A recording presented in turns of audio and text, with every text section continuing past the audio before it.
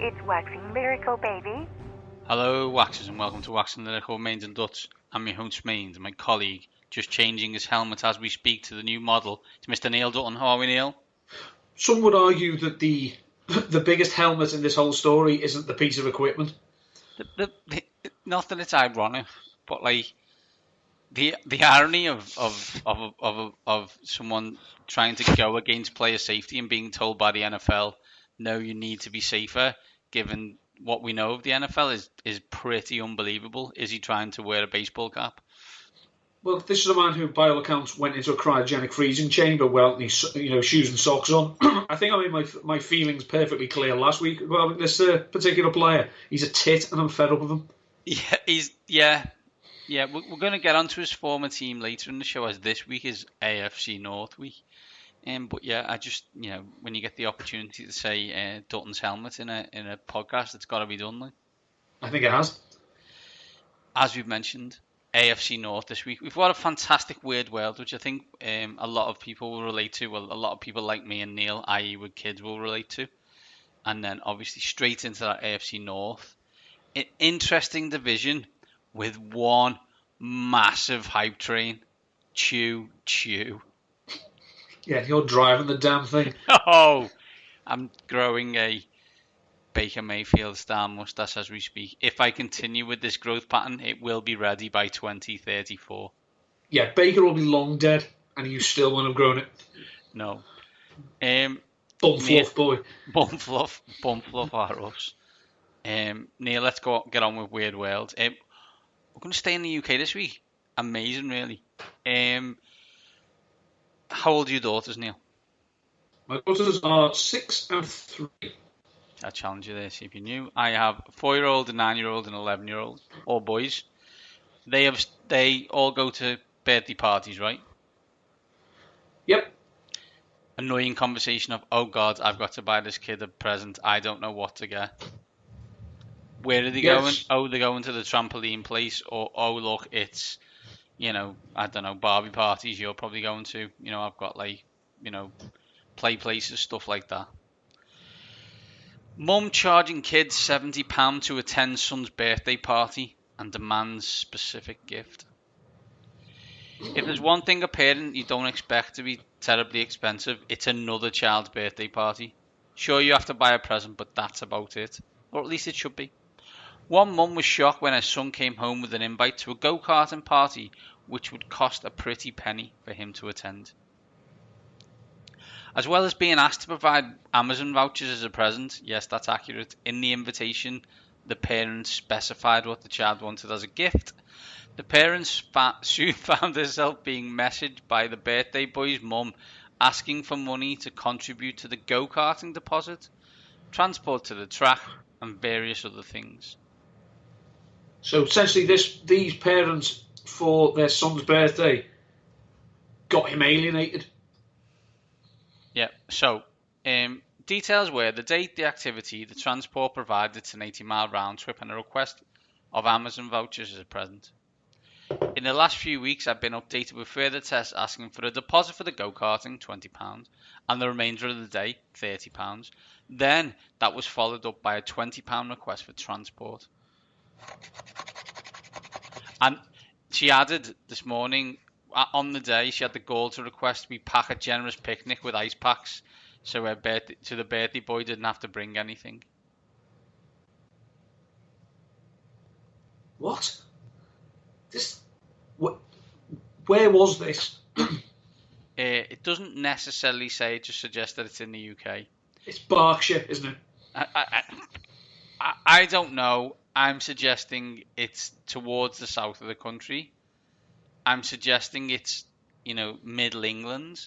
I think we can suggest that they would vote on the blue side of things. I think that's fair to say. Like, how many go-karting parties have you been to in the north, Neil? I've never been to a go-karting party. Correct. But maybe I'm out of touch here. Maybe so. I don't want to question whether she likes Europe or not, but I'm suggesting she probably doesn't. But yeah, so you've invited people to your son's birthday party and then proceeded to make them pay for it. Yeah, especially as well, the Amazon vouchers, the lowest denomination you can buy them in is a tenner, which is generally more than I'm paying for any other kid's birthday party. So straight away we're onto it. This is bad. And so basically, what Mummy and Daddy have decided is we'll be throwing this party, but we're not paying for any of it. Yeah, we're exactly. not catering it, and we're certainly not driving anyone there. Yeah, it's a £20 for transport, so just to get in a minibus. Yeah, I'm assuming if we're going to have a go-kart party, there's probably going to be at least 8 to 10 kids. Yeah. Are they going in a limousine or in a minibus? I don't know. I mean, is there a stripper pole in this transport? I mean, seriously, 20 quid. Oh, Jesus wept. So 70 quid for your kid to go to someone else's party, and you haven't bought them a present, which, by the way, has to be an Amazon voucher. Yeah. Sorry, you won't be going to Cuthbert's party. Bartholomew's. Yeah, but I'll tell you what we'll do. We'll go to soft play and then go to McDonald's for about 15 quid. As always, we love Weird World. We still got a few weeks of the off season, so we'll be able to keep them going. If you want to share some with us, I am at Mangy7. Neil is at Endalton13. Combined, we are at Waxing_Lyrical. Neil, big boy pants on. AFC North now. As always, for those who haven't listened to the other 6 of these we've done, first of all, why not? Yeah, thanks for popping in. Yeah, thanks. Weird that you've popped in for AFC North, but welcome. What we will do is we will look at the change for each team. A big question from a fantasy point of view. Neil will highlight who is breaking out and who is breaking down, and then we offer the question: where are these teams more likely to be discussed by Draftniks in Week 17, in the Super Bowl, or not at all? First team, Neil, the artists formerly known as the Cleveland Browns, the Baltimore Ravens. The change: Inns, Marquise Hollywood Brown, and Miles Boykin, both draft picks and wide receivers. Mark Ingram and a safety you may know as Earl Thomas. Out, Mr. Elite himself, Joe Flacco. CJ Mosley, now the most expensive person that Adam Gase doesn't want on his team. Second most expensive person, sorry. Eric Weddle, the beard himself, and Ladarius Webb. The big question, Neil, is which offense will run more? Baltimore in 2019 or Oklahoma running the wishbone in the 1970s? Now there's a running offense. I don't think they run as much as the Sooners, who I think set a record that stands to this day by averaging, I think, over or nearly 400 rushing yards a game. Yep. So I don't think we're going to be seeing that. The thing is, we go on about how the NFL, teams lie to us, and they lie repeatedly, but we know what this team's going to do, and they are not hiding it. They want to run the ball. They want their quarterback to be involved in the running game. So hats off. Thank you, Baltimore, for this honesty. Whether it is a way to consistently win in the 21st century, we don't know. It would help if they had something approaching the defenses they've had in the past, but I don't think they have. So we know that they're going to be very run-focused, and if they can keep games close, they'll run a lot. They'll run a lot. They won't run a lot of plays, but they will run a lot. It's just a question of, is it sustainable? And I don't know. I don't think it is. They ran an awful lot last year when Lamar Jackson came in, back to the 1970s, run a lot, hence my Oklahoma Sooner wishbone thing. If you're unsure what the wishbone is, Google it. It was invented in Texas and developed in Oklahoma and brought us the brilliant Barry Switzer. Fantastic, thanks Oklahoma. It's a strange offense. I think that's an understatement. I think they've tried to put weapons around Lamar Jackson. However, the open question remains is, can he throw it? And if he can't throw it, can he not get killed? Well, this, because let's be honest, and I don't mean this about, he's slight. I don't mean tiny, he's slight, right? He's slight, yeah. He's not a big human. He's 6'2", but he's Michael Vick, right? He's not a big, he's not a big 6'2". No, and you look at the team and you look at run. There was a lot of running, and I kind of understand why. And you're building an offense on the fly, and they've got a whole year. But it sounds like they're going to run just as much this year. I mean, the thing in the favour is that you look at their offensive coordinator is now Greg Roman. He was a consultant last year. Marty Morton-Weed was the offensive coordinator. Yeah, good luck with that. And we look at Greg Roman's track record in the NFL and the quarterbacks he's had success with. Colin Kaepernick, Tyrod Taylor. Now, obviously, Kaepernick had, you can argue, say what you want about him. He was an athlete playing quarterback. Mm-hmm. I'm not saying he was an athletic quarterback. He had a big arm, but he was a big man. He was 6'4", 6'5", is he, Kaepernick? But again, he was slight. Tyrod Taylor was smaller and probably slight as well.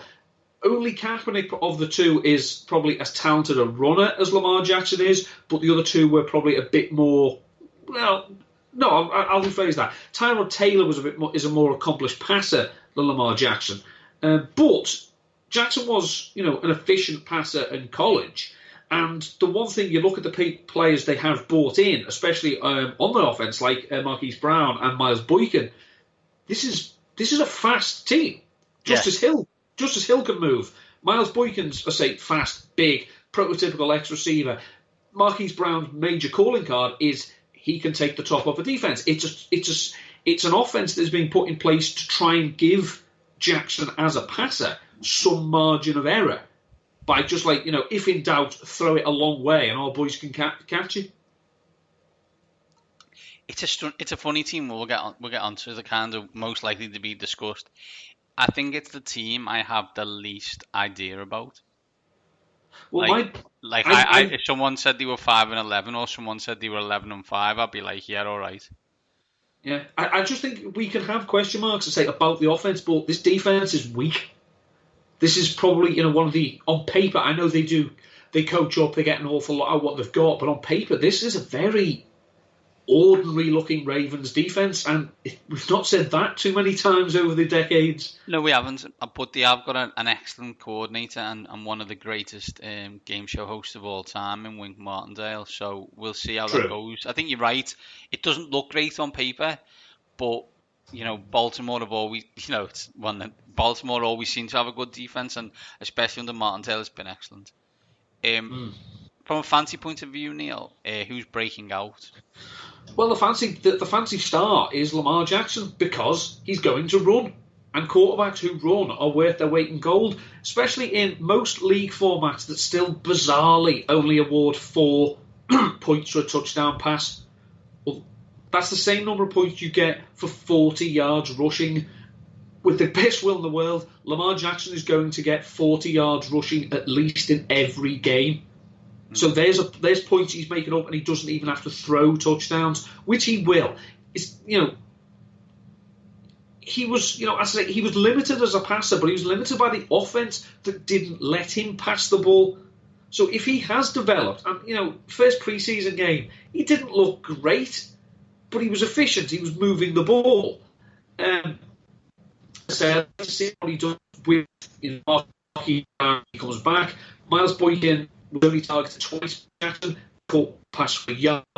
Obviously, that's not going to pay any bills. But it's the rushing appeal is always going to make any quarterback attractive, and especially where Lamar Jackson's going, it's like QB 18 to 20.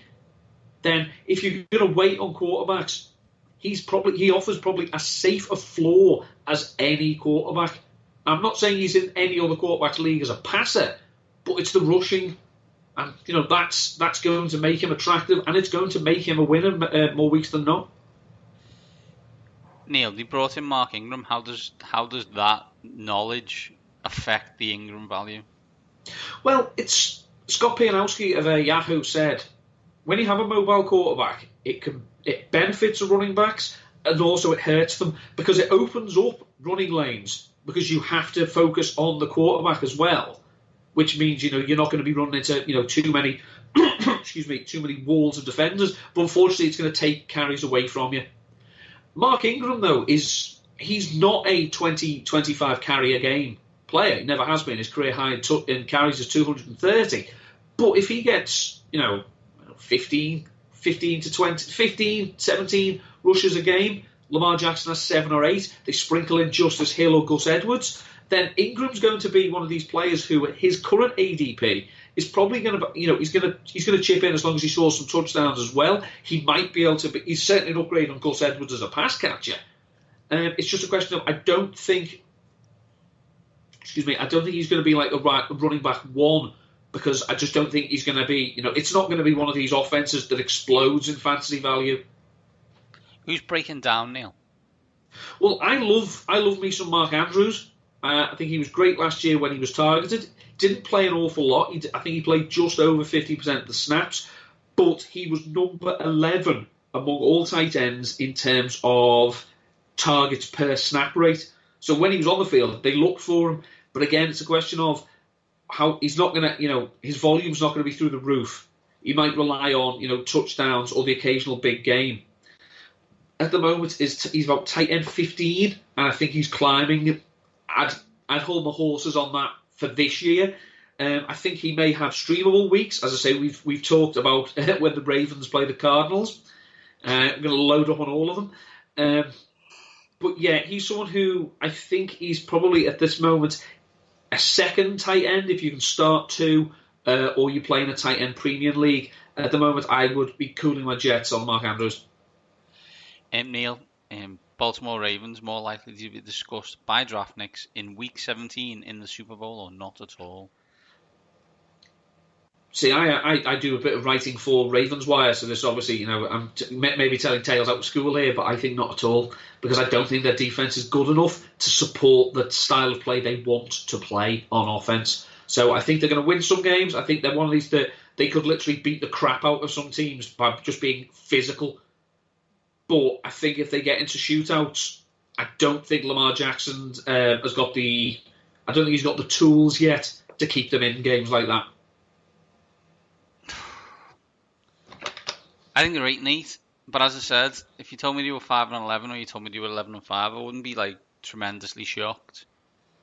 Yeah, it's a no. This is an issue for me. These are some of their road games. At the Chiefs, at the Steelers, at the Seahawks, at the Rams, at the Bills in December, at the Browns. It's not great, that, Bob. No. They also play the Patriots.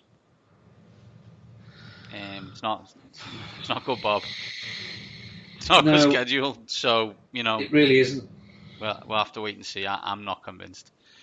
Next team, Neil, the Cincinnati Bengals. The change-ins, they drafted Jonah Williams. He's already injured. And they also picked up a load of free agents I had never heard of. Out, Clint Bowling, Vontaze Burfict, finally, Tyler Croft, and Jake Fisher. The big question is, can Zac Taylor turn the tide of losing that had started again in Cincinnati? I think they've been at a losing record the last 3 years. Yeah, I don't know if Zac Turner can do shit, but I know Zac Taylor might be able to. You said Turner. Oh, check the tape. He says Taylor where I've written it. Yeah, you can check the tape, but I know what I heard, and I know you have trouble spelling, but I didn't realise you had trouble speaking. But anywho, we should push on. It all looks so promising. Offensive lineman coming in, Jonah Williams, thinking we saw what the Rams did. They upgraded their left tackle, and all of a sudden the whole offense clicked. So you think, well, that's what Zac Taylor is going to want to do. He's got his left tackle. That means they can push. Joe Mixon can start playing the Todd Gurley role, which means you've still got a stud in AJ Green if he's healthy. Andy Dalton is that, middling quarterback. But then it all starts falling apart. AJ Green's already hurt. Jonah Williams is missing the whole season. The backups looked fairly dreadful in the preseason game. Trey Williams played quite well, actually, the running back, so he's going to be the third one. But it's a question of some teams look into their coach.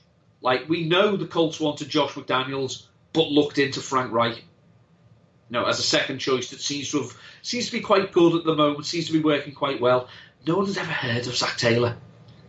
And is this the Bengals deciding, look, we just, young offensive coach, that's what we do, we can build from there? Or is it, no one wanted this bloody job? It's hard to say. The issue is, and we've spoken multiple times to Chris Westling around the NFL theme about this, that it's not a great organisation, it's not a great ownership. They've because of Marvin Lewis, they've got away with a load of stuff, right? And, they've had AJ Green and Andy Dalton's been serviceable, and they've had some good players, and they've had some good records. Didn't win a playoff game, okay, but yet you come and, okay, Marvin goes, and you're like, okay, who wants this job? And there's like, nah. Because Marvin was literally a miracle worker here, so we're not convinced. Okay, well, we need to get like a up-and-coming guy and whatever. And you're like, okay, we get Zac Taylor, and you're like, who's he? And you're like, where's he from? Did he meet Sean McVay once? I think so. Okay.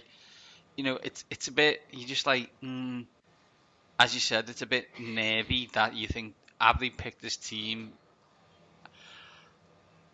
Has they fell into this coach, or is it just like no one wants to work for Mike Brown? And I think, I know Marvin did, and he seemed to get on okay with him, but again, you come into the fact that, like, in the ends, where are the free agents? Now, they do seem to re-sign a lot of players, and they've re-signed a lot of players before, but no one new ever comes here. Yeah, it's hard to say. They do draft and develop to an extent, because they do, they are loyal to the players who bring through the system, for good or ill. I mean, you could argue that maybe a quarterback a couple of years ago to push Andy Dalton might have A, helped Dalton, or B, replaced him. Yeah. They were loyal to a fault to Vontaze Burfict, despite the fact he's scum, and tarnished the reputation of the team and made Marv Lewis look like a loser because he just kept enabling him. But it's, as I say,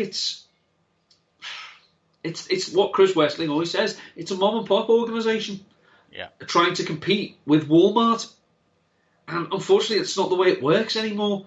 Now, Zac Taylor could be the second coming of Bill Walsh, who of course started in Cincinnati as a coach, but then again, he may not. He may be Steve Wilkes, and this team has talent. It also, however, has a lot of talent currently sitting on its arse, and a lot of talent that you're looking at thinking, can you stay healthy? Yes, Tyler Eifert, I am looking at you. If AJ Green does come back, is he still AJ Green? Probably not. Not if he's going to miss this length of time. So it's a team that you look and think, well, we had some hopes, but then you start thinking, actually, this roster's not very good. And, aside from like Geno Atkins on defense, where's the game-changing talent? Their record of first-round draft picks over the last few years is abysmal. Oh my God! It's like if they don't play, it's because they don't play because they're not good enough, or they don't play because they get hurt. Jesus wept, man. It stops being bad luck with injury when it happens over and over again. Then it becomes who's scouting these people? Why aren't they taking the field straight away? It's going to be a long season, because I just think their offensive line is terrible. It's got worse because the saviour who they thought they could just plug and play isn't there. Yeah. So I think people are expecting, as I say, a Rams-like turnaround because the fellas on Sean McVay's Christmas card list. But I don't think it's going to happen. Well, breaking news, they have to play Pittsburgh twice, Baltimore twice, and the Browns twice before they even get out of the division, where they play the NFC West and the AFC East. So good luck with that. Fantasy, Neil, who's breaking out? Well, the person who's going to benefit from AJ Green's absence and John Ross's chronic inability to stay on the field is Tyler Boyd. Now, Boyd had a good third season last year, first 1,000 yards, and people were making point of the splits between games where AJ Green played and games where AJ Green didn't, and that did notice that Tyler Boyd played better in the games with AJ Green. So people have drawn the conclusion that this maybe means Boyd he's Robin, but he's not a Batman. But what we should all point out as well is in the games that AJ Green didn't play in, for half of them, neither did Andy Dalton. And I defy any quarterback, any wide receiver to fully thrive and showcase their talent when Jeff Driscoll is throwing them the ball. So I think with Dalton, there's that, establishment. There's already an established chemistry. I'm not saying Boyd is going to go out and be a superstar, but currently he's going about wide receiver 20. I think Evan Silver has him as wide receiver 20 on his rankings. He's going to get volume because other than him, there's not an awful lot else in that pass-catching room. Joe Mixon is going to chip in. He'll get some receptions. So will Giovanni Bernard. But the guy, at least for the opening weeks of the season, is Tyler Boyd.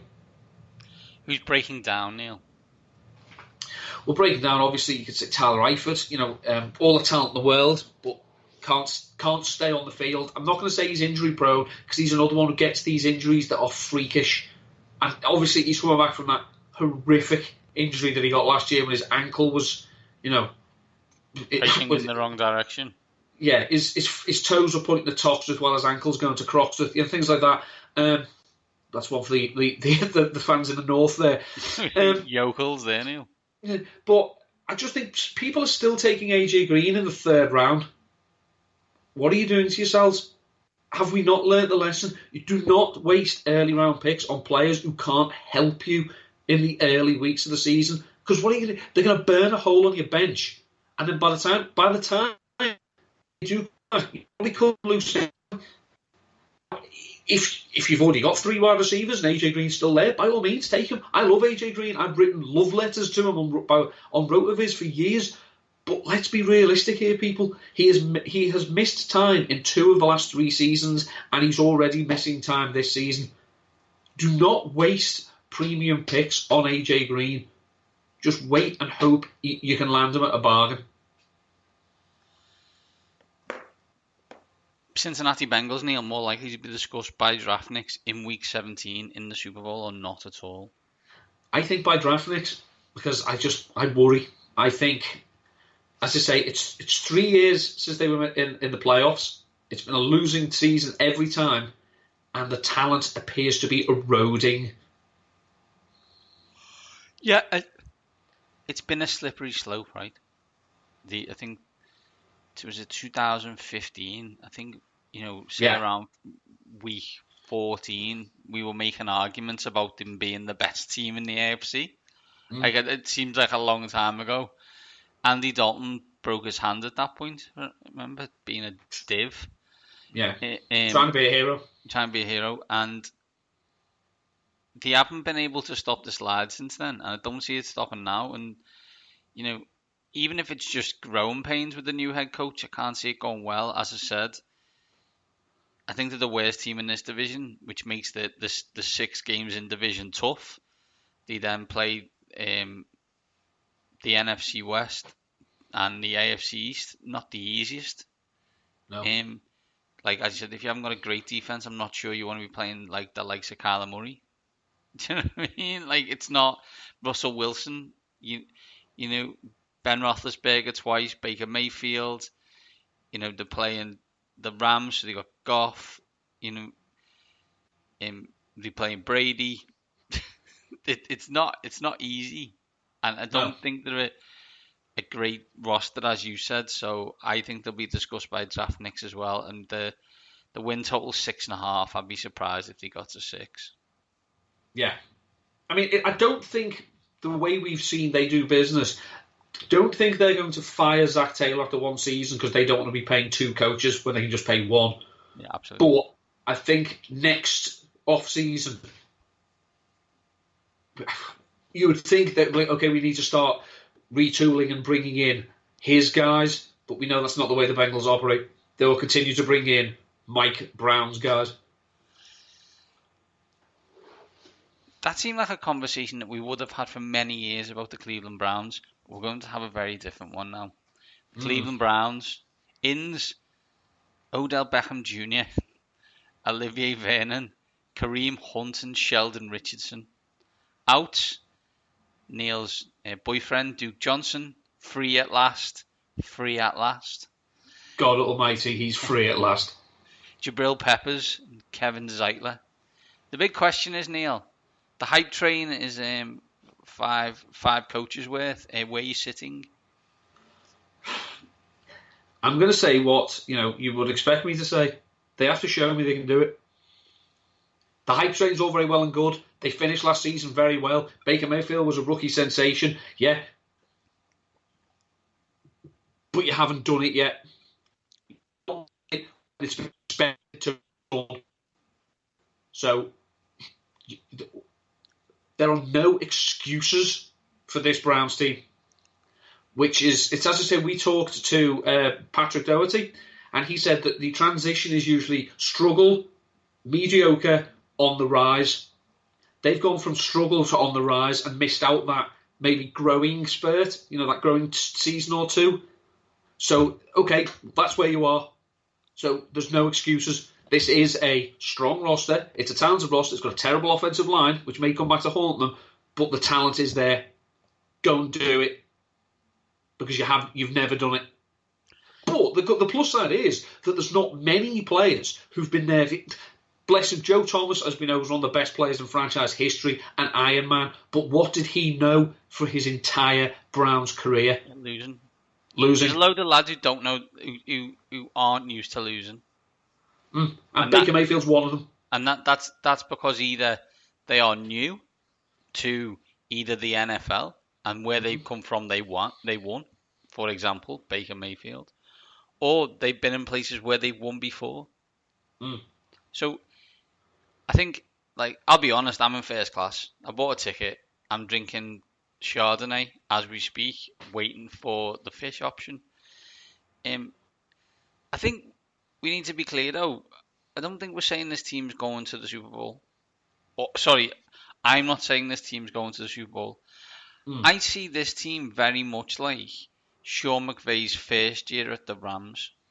Okay. So they will be good. I think they've got a really good chance of winning their division. I don't think they win a playoff game because of that experience question. Because they haven't been there before. They don't know that situation. And they'll probably come up against a team that has and fall foul of that. Yeah. So, as you say, like a 10-6, maybe 11-5. I see them as 11-5 team that gets knocked out in their first playoff game. Yeah. And I think we can all go, everyone's saying they're going to be amazing. No, everyone's saying that they're going to be good. Everyone's saying they're going to be infinitely better than they have been. Can anyone tell me the last time they were 11-5?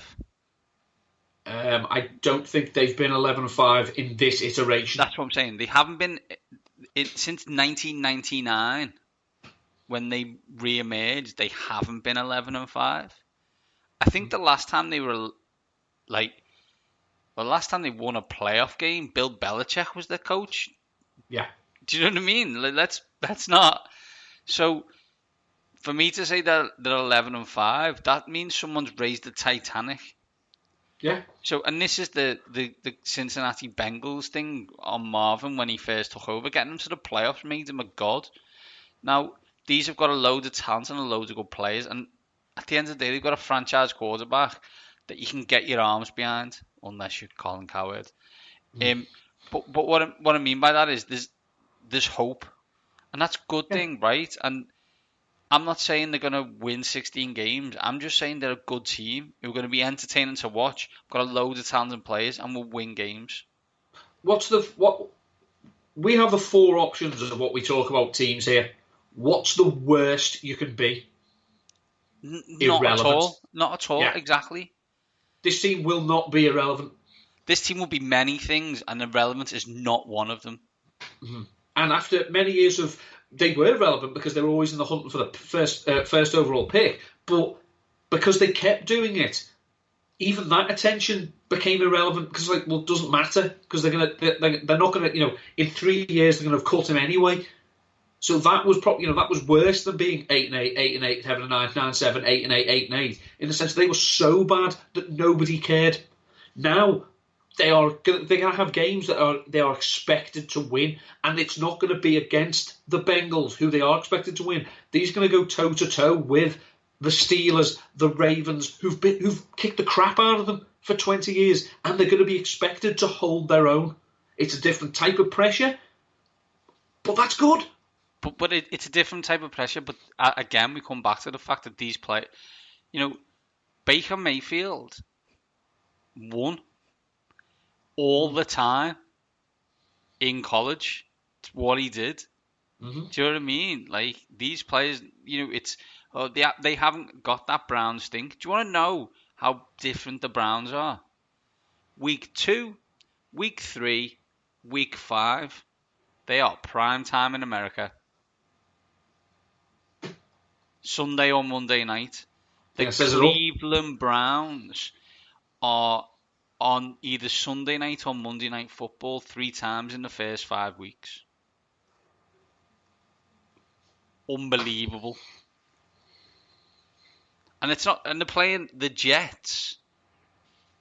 They're playing began against, really. The Rams, which, okay, that's the Sunday night, and the 49ers. So they're on prime time because they're the Cleveland Browns, not because they're playing someone else. No, they're on prime time because they're the draw. Yeah. Good stuff, Neil. I think it's really good, and I think we should look and think we want teams. The league is supposed to make everybody good then bad, or 8-8. Yeah, it's an 8-8 league. The league is designed to be an 8-8 league. Yeah. This team's been bad forever. It's a pirate ship, right? And this team's been stuck on the wrong side of the pirate ship. It's on the way up. Everyone should be happy for that. Fantasy, Neil, who's breaking out? Well, as I say, there are obvious candidates. There's Baker Mayfield, there's Odell Beckham, there's Nick Chubb. But for me, the value, if you really want to get a piece of this, there's 2 players, actually. There's David Njoku, who people seem to just be forgetting. That this guy's a freak and is 23 years old. And I'm not going to lie to you, when you look at him, you think, my God, he is chiseled from granite. He is an absolutely incredible physical specimen. No, he hasn't been great as a blocker. Boo frickety who. But he'll score touchdowns. He, as Matt Kelly always says, his favourite stat, he averaged 11 yards after the catch per reception in college. Okay. So regardless of where he caught the ball, he averaged another 11 yards. Freaky. The real value, though, is Rashard Higgins. Now, Antonio Callaway is a bonehead and can't stay clean, can't stay out of trouble. So he's suspended now, first 4 games. This means now Rashard Higgins are going to step up. Higgins showed last year that, look, incredible, put him with a competent quarterback and he'll produce. His numbers prior to Baker Mayfield turning up were awful. He's going into a contract year. He's going to be the number 3 receiver. Now, chances are he's not going to get enough volume to be a fantasy superstar, but he'll flirt with wide receiver 2 numbers, on weeks. And if anything happens to Beckham or Jarvis Landry or Njoku, then he's going to get an increased target share, and he's not being drafted in fantasy drafts at the moment. So someone to take last round, stick him on your bench, wait and see, or just wait a couple of weeks and then pick him up. But a name to consider, the real Hollywood in the AFC North. Who's breaking down, Neil? Never ever been a fan of Jarvis Landry. Mostly wildly inefficient wide receiver who had fantasy relevance because of volume. Now I ask you, is he getting 150 targets this year? I'm going to say no, Neil. No. Because his mate's on the other side. And plus as well, once Freddie Kitchens took over the play calling, the Browns ran fewer plays, and they also ran fewer plays with Jarvis Landry on the field. So they started taking him off. He wasn't an every down player. So take away his volume. For him to be fancy relevant at where he is going in drafts, we are expecting a huge spike in efficiency that he has never shown he is capable of. And he currently is going around wide receiver 25, wide receiver 26. No, this is madness. He's not going to produce at that level, and he's certainly not going to produce any higher. You are taking him at a maximum ceiling that I think you are depending on Odell Beckham missing time. And if that's the attitude you take into fancy football drafts, I don't really think you should be playing it. So I'd be avoiding him at his ADP. And as I wrote for Rotoviz a few weeks ago, if you own him in Dynasty, see what you can get for him. The Cleveland Browns more likely to be discussed by draftniks in Week 17 in the Super Bowl or not at all? These are one of those teams, as I say, that we actually need that middle category. Yeah, they're going to be in the playoffs, so they're a Week 17. But I don't think they're going to be talked about come Super Bowl time this year. Agreed, Neil. I think they battle the Pittsburgh Steelers, who we'll get on to next, for the division. That's just my opinion. I see them winning 10, 11 games. So yeah, they're a Week 17 team because we'll be discussing when they play at the Bengals whether they will win the division. Mm-hmm. Final team, Neil. The aforementioned Pittsburgh Steelers. The change in Devin Bush, Dante Moncrief, Mark Barron. Out, Helmet Boy, Marcus Gilbert, and Morgan Burnett. Big question on the Pittsburgh Steelers, Neil, and maybe it's just what I listen to and what I read, but for me, are the Steelers the most under the radar good team in the NFL? Yeah, I think, and we've seen players suffer from player fatigue in the eyes of the fantasy community. Players like Jordan Reed,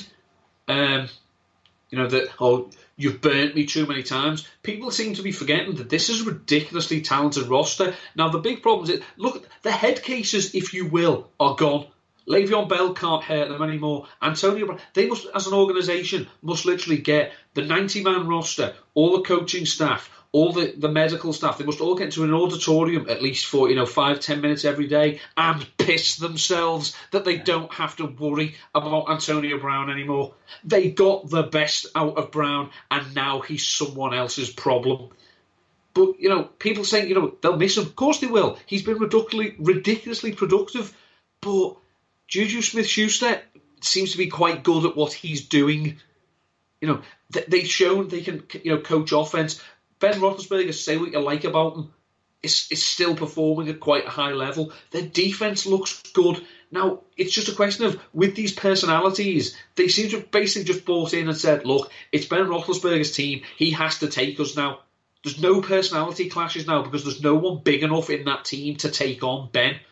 Well, if Ben wants to win the Super Bowl, now's your chance. Mold this team in your image and take them as far as you want to take them.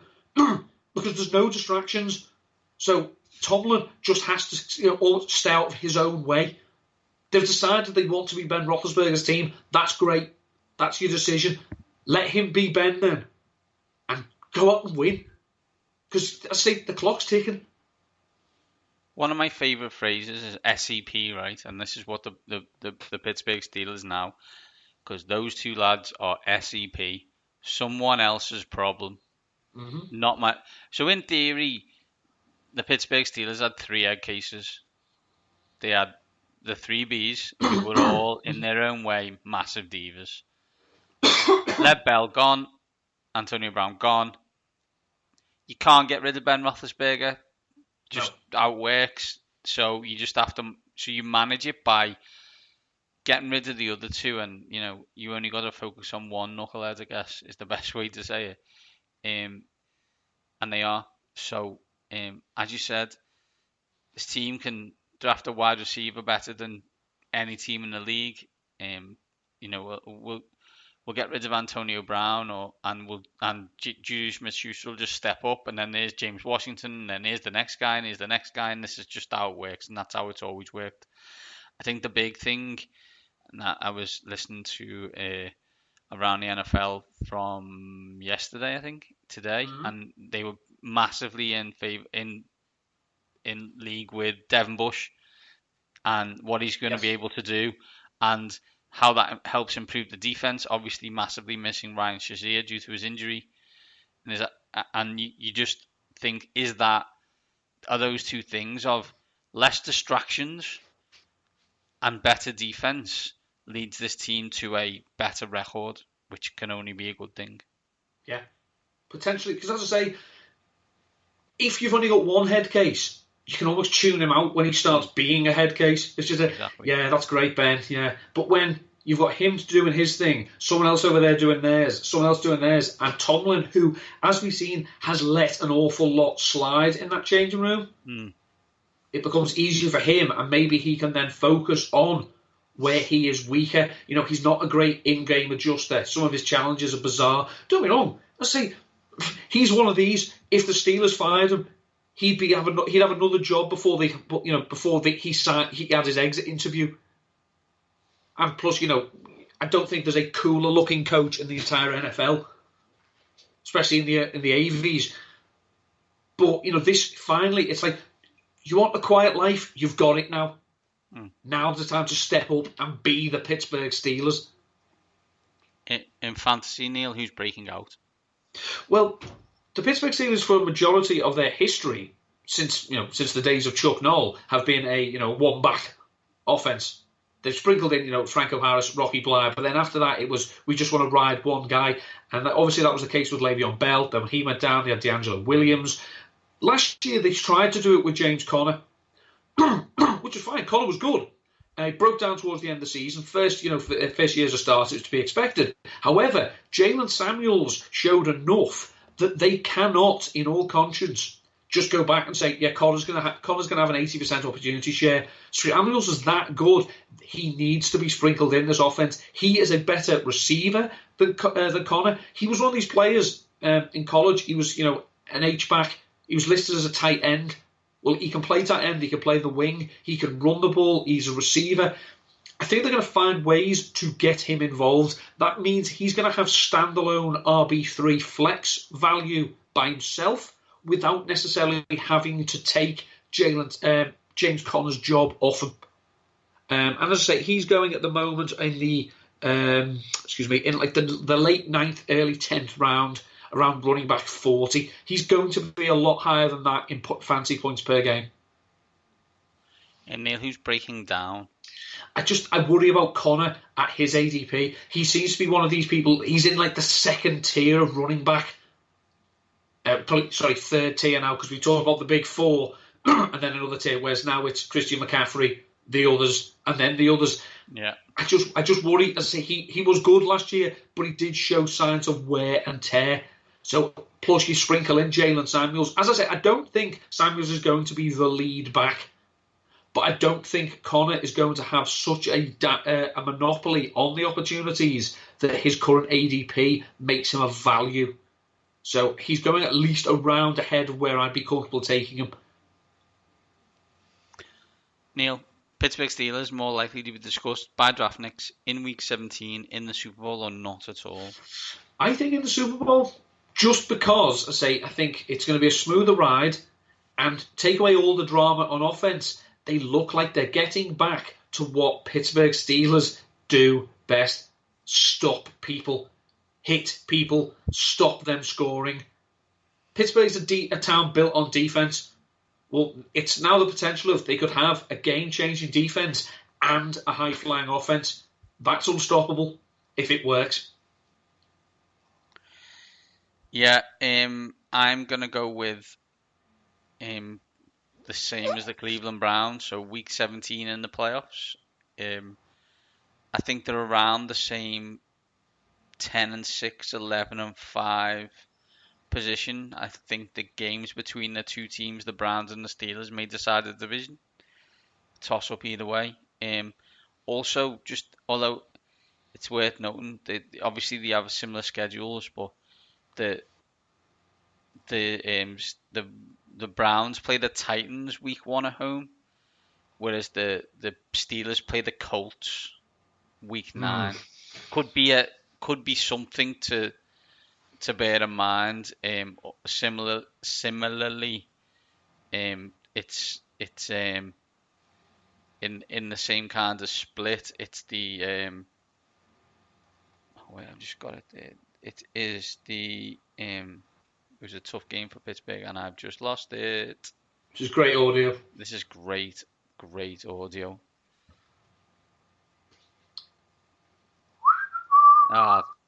They're playing the Chargers at the Chargers. The Steelers. That was worth the wait. Exactly. Whereas the Browns are playing the Browns are playing Denver.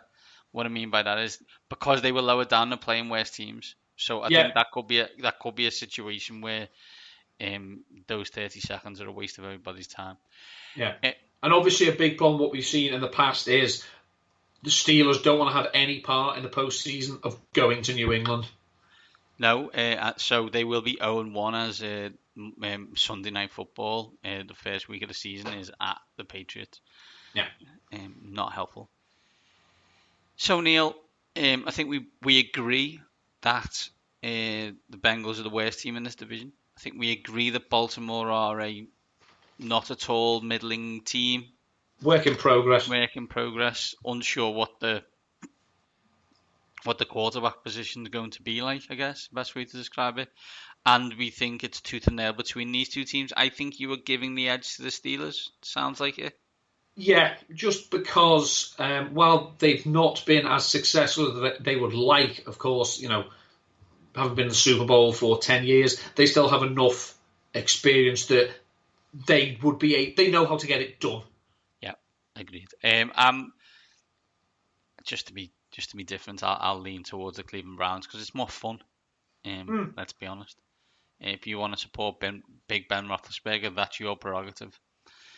Yeah, I do hate myself a bit for that. But Neil, that's it for this week. Where can people catch you between now and our next pod? Between now and our next pod, I will be on the Twitter at EndUp13. I'll be writing a piece for Numberfire about possible comeback player of the year candidates. And also, I have joined the team at Draft Day Consultants. So if people want help with their fancy drafts or with their team throughout the season, go to draftdayconsultants.com and book a consultant to help you. It's run by our good friend of the pod, Mr. Denny Carter. Owner of the Libs. That's it. Congratulations to Neil. Neil, something amazing happened this week. I watched pre-season games and then wrote about them, discussing the AFC East. Major headlines were in the Bills defense, where an old friend of mine, a warming blanket in Jamison Crowder for the New York Jets, the rich getting richer with Jacoby Myers, and let's hope you didn't pick Kenyon Drake as your number one back in Miami. Poor Kenyon. You can catch that at thetouchdown.co.uk. Give it a read. It's been on my Twitter a few times. So, have a read. And on that note, Neil, I think it's the end of the show. One more preview to go. That, of course, is the NFC North. And we get to talk Rodgers, Trubisky, Stafford, et al. It's going to be a good one. Care coupons, as I like to call them. But until that note, these top guys are out.